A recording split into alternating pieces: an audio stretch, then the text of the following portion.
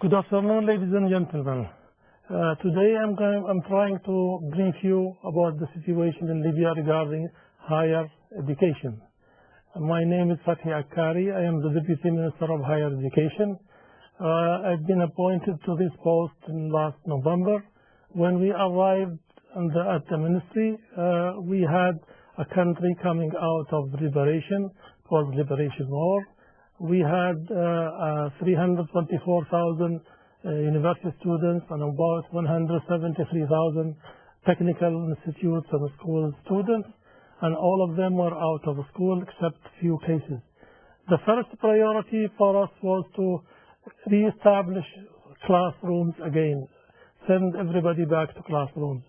So the priority was to try to bring everybody to the classrooms. We decided that on the 15th of December, all schools should be open, all colleges will be open.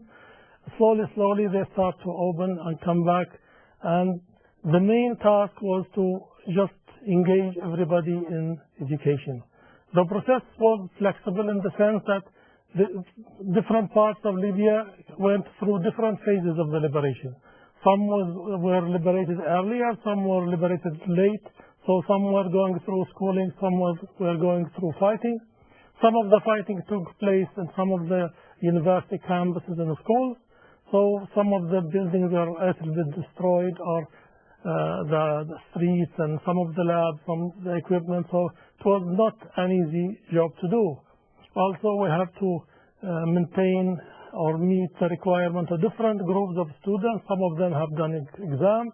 Some need to repeat exams, some did not do exams at all. So the idea or the main focus was to bring flexibility, tolerance, because people had high expectation after the liberation, and everybody was expecting to achieve the best he can do. So the first thing we thought of just establishing the classrooms, so everybody went back to classrooms. Then the next step is to establish order, because the administration of most of the universities were appointed according to political ties. So some of them escaped or ran away or disappeared during the liberation. So most of the administration of the universities and colleges were done by random choices, either by staff or by local councils or by military councils. So we have to bring order by appointing temporary presidents for all the universities, just to establish order and have connection with all the administrative staff. So this is the second thing we have done. And then after that, we announced job vacancies for all universities to go through the proper procedure for appointing a president of university through interview. So this is a major step in the reform of the higher education. Other problems we face, the lack of languages. Most of the Libyan students are poor in English language, and they don't have second language except Arabic language. So our directive to all of the universities to introduce more classrooms in English, and from next year we'll introduce optional German, French, and Italian, just to bring more languages to students. Also, one of our main targets is to bring IT or computer techniques to all levels, all specialization, because Libya will be open the next year for international business, international companies, and the Libyan graduates should be able and should be capable to meet the requirements by mastering IT technology, by mastering languages, by mastering administrative techniques, etc. So these are some of the targets we put ahead for the next year. We have also plans to improve or upgrade the delivery methods, the teaching, upgrade the staff capabilities, because they've been isolated for some time from contact with the proper scholars and universities by the different means that Gaddafi used to do. So we introduced programs of training, starting with leadership in education, starting with engaging staff members and other training and visits of international universities, more participation in international conferences to bring awareness and to bring more new ideas. One of the targets we have is to have joint collaboration in joint degrees, like postgraduate study, joint master degree or PhD degree. We are looking forward to having several programs with different international universities. We have some now already existing, but we want to expand and open for other universities to be engaged in collaboration, either in higher degrees or in research as research projects. So also we open the door for all universities. We invite them to review their regulations, their laws, and also to review the specialization, to review the subjects they teach and the methods. And so we are trying to bring up the higher education sector to 21st century practices, hopefully over the next 2 or 3 years. As you know, this is not an easy task to do immediately or in the short term plan, but these are steps we are taking one by one. On the scientific research, we have the Libyan National Scientific Research Foundation, and this will expand by utilizing the facilities in different universities and research centers in peaceful projects like environmental protection, solar energy, improving in agriculture and industry and different areas and different spheres. So we are opening different areas of cooperation with international universities and research labs. We are trying also to expand horizontally by introducing grants to PhD and master students in different Libyan universities. We consider this like a program like seeds for the future.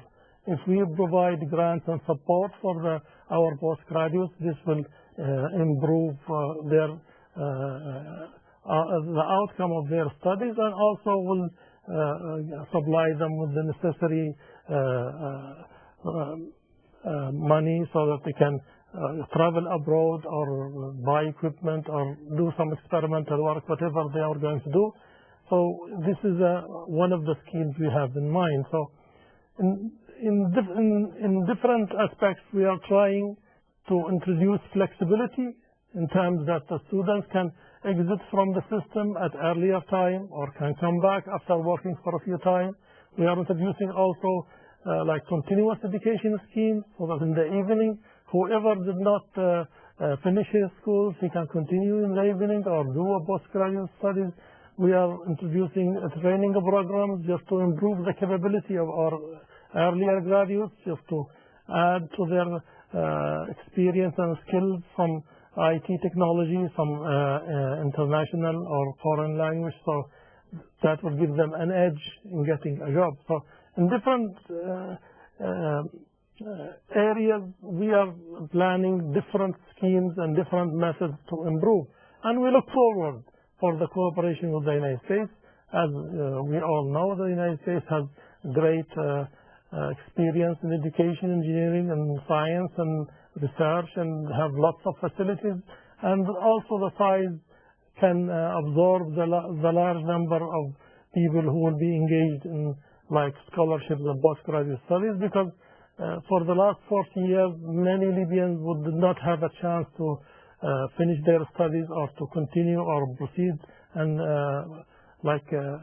see their potential realized. So this year we'll have a large number of students who will go abroad, and we hope that some of them will go to the United States and Europe, because as you know, this is where the technology is.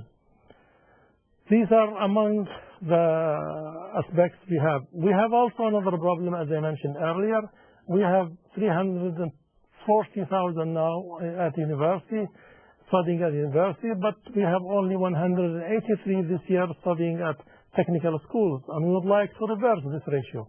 Maybe over the next 3-4 years, if we can come with a scheme that brings 5 students in technical education compared to 1 student at the university level, we can come close to the international practice in this area, because as you know, for every qualified graduate from university level, he needs support of 5 to 7, especially in engineering and medicine in different areas of interest.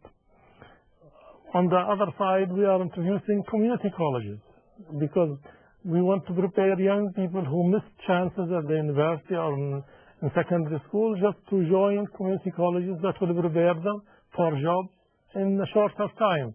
The idea is very clear and familiar in the United States, and we think that this kind of approach will be good because this 2-year program can lead later to a 3-year or 4-year program at the university if somebody is interested and capable to continue, and for the rest of the people, they can just join the market and be part of working force. So these are some aspects that we are thinking of.